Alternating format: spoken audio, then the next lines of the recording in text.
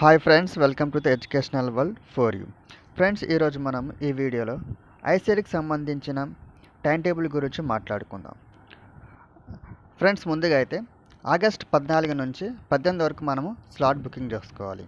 ఈ స్లాట్ ఎలా బుక్ చేసుకోవాలి, దాని ప్రాసెస్ ఏంటిది అనేది మనము ఒక వీడియో ద్వారా మీకు పూర్తిగా ఆ వీడియో ద్వారా తెలియజేస్తాను. అయితే సెకండ్ ప్రాసెస్ వచ్చేసి ఆగస్ట్ 16 నుంచి 19 వరకు వెరిఫికేషన్, అంటే సర్టిఫికేట్ వెరిఫికేషన్ చేస్తారు. ఈ సర్టిఫికేట్ వెరిఫికేషన్లో మనకు కావాల్సిన డాక్యుమెంట్స్ అన్నీ మన దగ్గర ఖచ్చితంగా ఉండాలి. సో కంపల్సరీగా ఇన్కమ్ సర్టిఫికేట్ అయితే రెడీ చేసి పెట్టుకోండి. అలాగే క్యాస్ట్, ఇన్కమ్, స్టడీకి సంబంధించిన బోనాఫైడ్స్, ఫస్ట్ క్లాస్ నుండి డిగ్రీ వరకు సంబంధించిన బోనాఫైడ్స్ మీ దగ్గర కంపల్సరీగా ఉండాలి.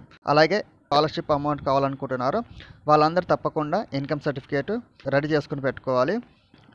ఫ్రెండ్స్, సర్టిఫికేట్ వెరిఫికేషన్ టైంలో డాక్యుమెంట్స్ అన్నీ సరిగా ఉన్నాయో లేవో చెక్ చేసుకోండి.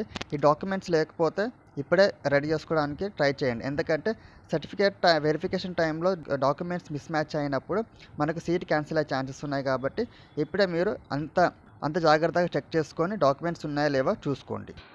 ఫ్రెండ్స్, థర్డ్ స్టెప్ వచ్చేసి ఆగస్ట్ 16 నుంచి 21 వరకు వెబ్ ఆప్షన్లో పెట్టుకోవాలి. అంటే వెబ్ ఆప్షన్స్లో ఎప్పుడు పెట్టుకోవాలంటే సర్టిఫికేట్ వెరిఫికేషన్ అయిపోయాక మనకు సర్టిఫికేట్ వెరిఫికేషన్ సెంటర్లో మనకు సర్టిఫికేట్ వెరిఫికేషన్ అయిపోయిందని చెప్పేసి మనకు ఒక స్టాంప్ వేయడం అయినా లేదంటే సిగ్నేచర్ పెట్టడం జరుగుతుంది.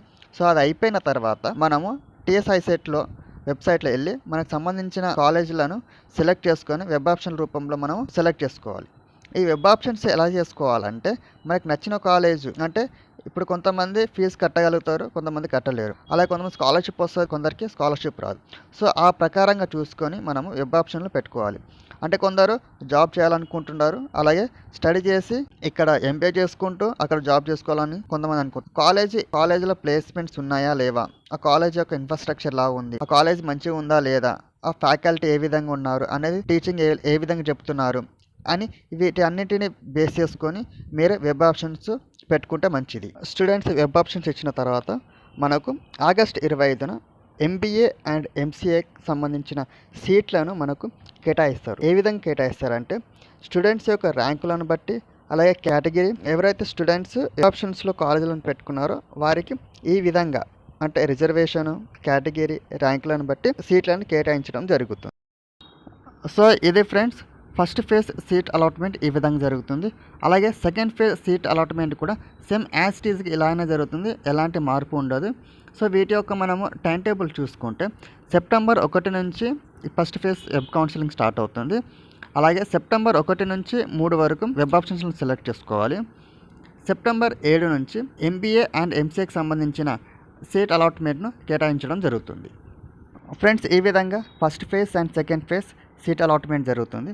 ఒకవేళ ఎవరైతే స్టూడెంట్స్ ఫస్ట్ ఫేజ్లో కానీ సెకండ్ ఫేజ్లో కానీ సీటు రాకపోతే మీకు నచ్చిన కాలేజీలో వెళ్ళి స్పాట్ అడ్మిషన్లో జాయిన్ అవ్వచ్చు. అంటే అక్కడ మేనేజ్మెంట్ కోటా కింద అడ్మిషన్ పొందవచ్చు. వీరికి స్కాలర్షిప్ రాదు. ఫ్రెండ్స్, ఎవరైతే స్టూడెంట్స్ స్పాట్ అడ్మిషన్లో అడ్మిషన్ పొందాలనుకుంటున్నారో వారందరూ తప్పకుండా గ్రహించాల్సిన విషయాలు, మీరు ఆ కాలేజ్కి వెళ్ళాలనుకుంటే ఆ కాలేజ్ ఏ విధంగా ఉంది, ముఖ్యంగా మీకు ఆ కాలేజీలో ప్లేస్మెంట్స్ ఉన్నాయా లేవా, ఫ్యాకల్టీ ఏ విధంగా ఉంది, కాలేజ్ యొక్క ఇన్ఫ్రాస్ట్రక్చర్ ఎలా ఉంది, వీటన్నిటి బేస్ చేసుకొని మీరు స్పాట్ అడ్మిషన్లో ఆ కాలేజీని సెలెక్ట్ చేసుకుంటే మంచిది. సో ఇది ఫ్రెండ్స్, ఐసెట్కి సంబంధించిన ICET counselling, web options and seat allotment and చివరిగా స్పాట్ అడ్మిషన్ల గురించి మనం ఈ వీడియోలో తెలుసుకున్నాము. సో ఈ వీడియో కనుక మీకు ఇన్ఫర్మేటివ్గా అనిపించినట్లయితే మా ఛానల్ని లైక్ చేయండి, షేర్ చేయండి, అలాగే సబ్స్క్రైబ్ చేసుకోవడం మాత్రం మర్చిపోకండి. మరొక వీడియోతో మనం కలుసుకుందాం. Thank you.